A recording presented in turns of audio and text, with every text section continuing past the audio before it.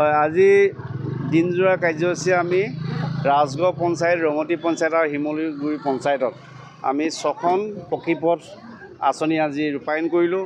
আৰু পকীপথৰ এই আঁচনি উদ্বোধনী অনুষ্ঠানত ৰাইজে দলে বলে এই বিয়লিলৈকে যিধৰণে উপস্থিত আছে, এইটো মই অভূতপূৰ্ব বুলি কৈছোঁ।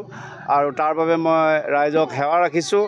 আৰু আমাৰ ৰাইজলৈ এই পকীপথ যোজনাৰ যোগেদি প্ৰতিটো পথে পকীপথ কৰিবৰ বাবে পৰ্যায়ক্ৰমে যি আমালৈ শকত বৰঙণি আগবঢ়াই আছে, তাৰ বাবে অসমৰ কৰ্মদক্ষ মুখ্যমন্ত্ৰী ডক্টৰ হিমন্ত বিশ্ব শৰ্মা ডাঙৰীয়াক আমি অলেখ আমাৰ আন্তৰিক ধন্যবাদ আৰু কৃতজ্ঞতা জ্ঞাপন কৰিছোঁ।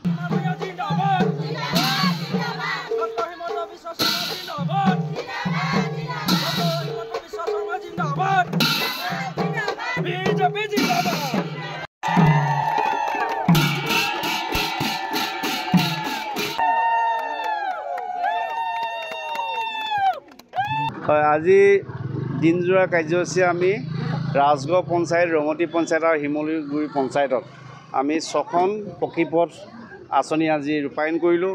আৰু পকীপথৰ এই আঁচনি উদ্বোধনী অনুষ্ঠানত ৰাইজে দলে বলে এই বিয়লিলৈকে যিধৰণে উপস্থিত আছে, এইটো মই অভূতপূৰ্ব বুলি কৈছোঁ।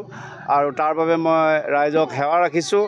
আৰু আমাৰ ৰাইজলৈ এই পকীপথ যোজনাৰ যোগেদি প্ৰতিটো পথে পকীপথ কৰিবৰ বাবে পৰ্যায়ক্ৰমে যি আমালৈ শকত বৰঙণি আগবঢ়াই আছে, তাৰ বাবে অসমৰ কৰ্মদক্ষ মুখ্যমন্ত্ৰী ডক্টৰ হিমন্ত বিশ্ব শৰ্মা ডাঙৰীয়াক আমি অলেখ আমাৰ আন্তৰিক ধন্যবাদ আৰু কৃতজ্ঞতা জ্ঞাপন কৰিছোঁ।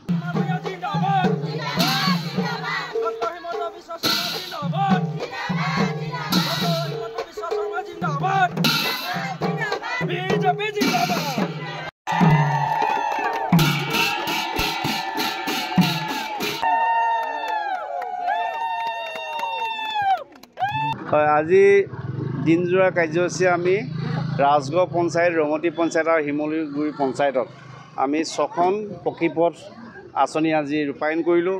আৰু পকীপথৰ এই আঁচনি উদ্বোধনী অনুষ্ঠানত ৰাইজে দলে বলে এই বিয়লিলৈকে যিধৰণে উপস্থিত আছে, এইটো মই অভূতপূৰ্ব বুলি কৈছোঁ। আৰু তাৰ বাবে মই ৰাইজক সেৱা ৰাখিছোঁ। আৰু আমাৰ ৰাইজলৈ এই পকীপথ যোজনাৰ যোগেদি প্ৰতিটো পথে পকীপথ কৰিবৰ বাবে পৰ্যায়ক্ৰমে যি আমালৈ শকত বৰঙণি আগবঢ়াই আছে, তাৰ বাবে অসমৰ কৰ্মদক্ষ মুখ্যমন্ত্ৰী ডক্টৰ হিমন্ত বিশ্ব শৰ্মা ডাঙৰীয়াক আমি অলেখ আমাৰ আন্তৰিক ধন্যবাদ আৰু কৃতজ্ঞতা জ্ঞাপন কৰিছোঁ।